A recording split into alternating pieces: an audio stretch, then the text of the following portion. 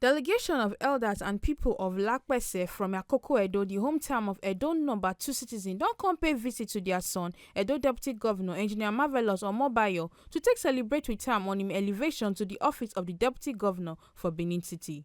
Barrister Eshe Akande, wey lead the delegation, contrary salute give Edo Governor Obaseki as him appoint their son and the ogbonge things they do for Edo State. He constituted the Deputy Governor for the quick action them take to help the people when wisdom destroyed their houses for Lampese. We also want to thank Your Excellency the Deputy Governor for your prompt and timely intervention during the, I would like call it windstorm and natural disaster that occurred that caused havoc and mayhem on our people.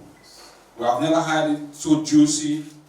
We've never had any government who listen and beckon to the crowd, the people, in such a timely hour. It was a fast and prompt intervention. We are very grateful. I want to tell you that we will rally around you. Lampese is behind you.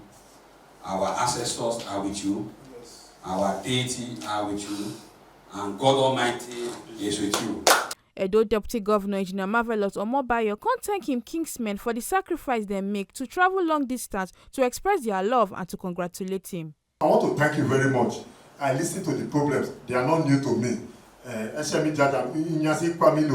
saw electric poles, but of course, because of the topography of Lampese, not be which is true, it is it can be so.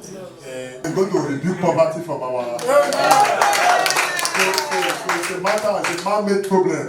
It's just that unfortunately we are sitting on the topography of hilly, steep slope arrangement. That is why if the foundation is not good, small wind will just come. Not the serious wind like that, but because the buildings are old. Making a no forget say, as we see him, na so we dey talk him, we know they take blame. From Benin City, Balumi Mukoro, TMC TV News.